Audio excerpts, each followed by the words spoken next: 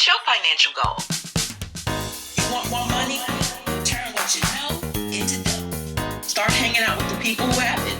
You create wealth on your own terms. It is not only your rights, but your duty to build wealth. You are fiscally fabulous. It's time to enjoy your legacy.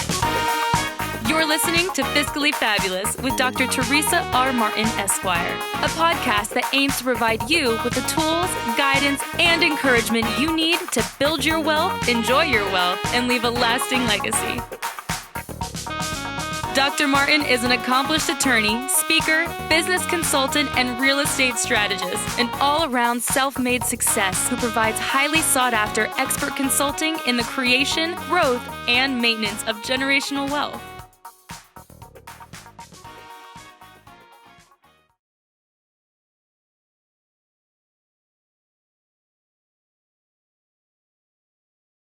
Hello, Fabulous. This is Dr. Teresa Martin of Generational Wealth Zone, and welcome to Fiscally Fabulous.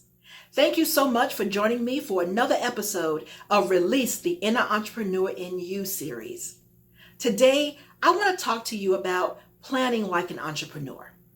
First, don't jump into anything without doing a careful study first.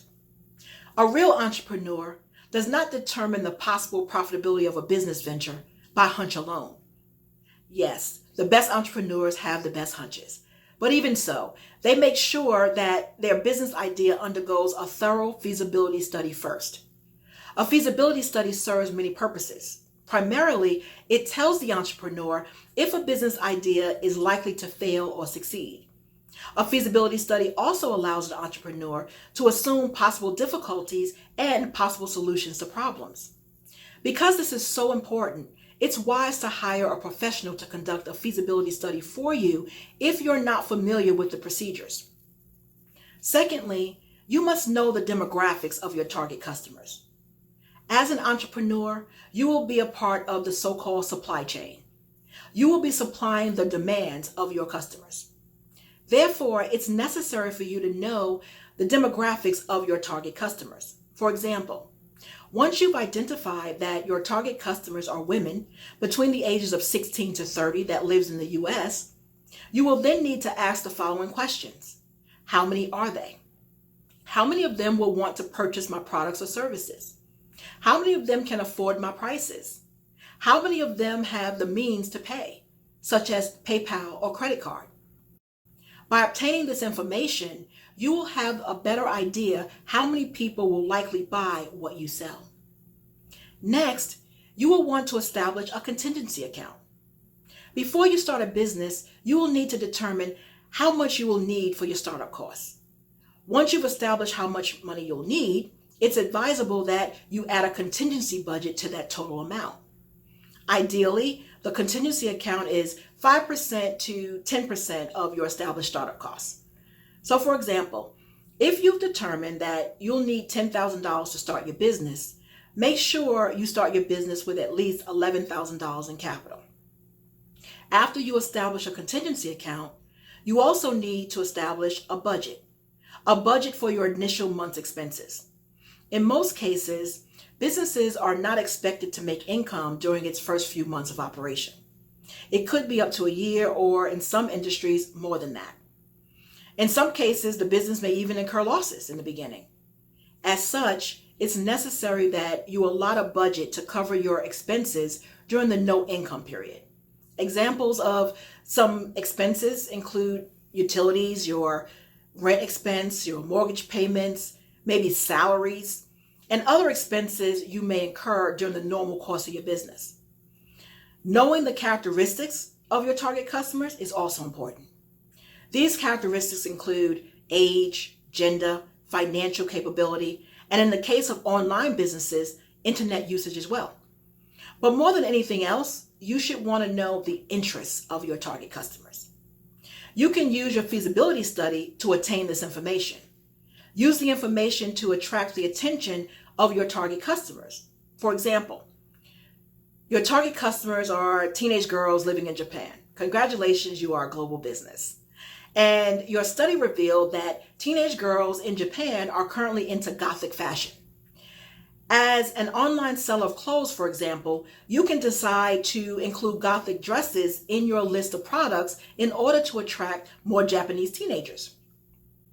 Establishing your scope of services is also vital. What does this mean? It means you should set current boundaries. For example, are you planning to extend your services to all states, or are you planning to sell only in select states? And if you're an online seller of clothes, will you be selling all clothes for everyone, or are you planning to sell only women's clothes? Of course, you may extend your scope of services in the future, but in the beginning, it's important that you set your boundaries. Next, make a list of external stakeholders. What are stakeholders? Stakeholders are groups, organizations, firms, and individuals that your business will have a connection to during its course of operation. These include your suppliers, service providers, creditors, and others. Before you start a business, you should always make a list of your stakeholders first. Contact them and make an agreement with them. If you'll be selling computer accessories, for example, you should contact several suppliers first. Discuss things with them such as, can you supply me continuously? Are you willing to give me discounts, etc.? You may also want to make a list of lending firms so that you know where you can get additional funds when you need it. It's also very, very important that you establish a well-planned organizational chart. Are you going to hire people as part of your business? If so, you'll need an organizational chart. This will define the flow of command and authority among your employees and team members. Who's on top, who's below. It must be clear who makes the decisions, who reports to whom, who follows who, and so on. This will help you avoid confusion in the future. Next, you want to deliberate carefully on the requirements for each job position. Once you have an organizational chart in place, the next step is to create a list of qualifications for each job position. For example, what qualifications do you think your webmaster should have? Should he be knowledgeable in WordPress? Should he have experience in sales? Make sure that each job position is handled by a qualified person. This is important if you want your business to succeed. Next, decide on your modes of receiving payment. You do want to get paid, don't you? How should your customers pay you? When choosing a mode of payment, you must make sure that your choice is available and accessible to your target customers. For example, it may not be feasible to only offer PayPal as a mode of payment if half of your target customers have no access to PayPal, in which case you may need to offer multiple payment methods like Stripe or Google Wallet and things of that sort. Next, establish a business growth projection. This is critical to your business success. You may want to start small in the beginning, and you may have set some limits or boundaries to your scope of service as we discussed earlier. However, you must also plan for future growth. If you're starting as a seller of women's clothes, for example, you may want to make plans for selling children's clothes too in the near future. Try to imagine your business and what it will be like in a year, after 3 years, and 5 years. You must project growth if you want to expand. Legally speaking, it's important for you to know the law. The law has provisions on how entrepreneurs run their business. Make sure that you're aware of these laws. For example, you may have to obtain licenses or request permits for your business.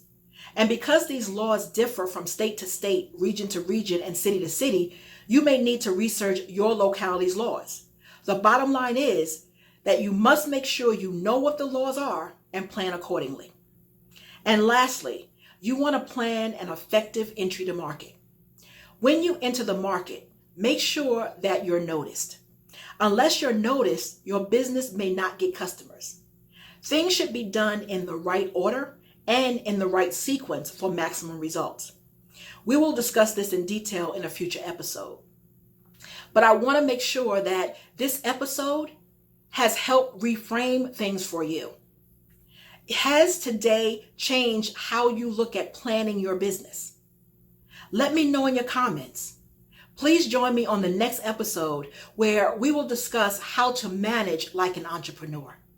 Until next time, remember, you are fiscally fabulous and you are worth it. This has been Fiscally Fabulous with Dr. Teresa R. Martin, Esquire. If you would like to learn more on how you can build generational wealth and leave a lasting legacy, go to www.enjoyyourlegacy.com and be sure to subscribe. Thank you for listening. Until next time.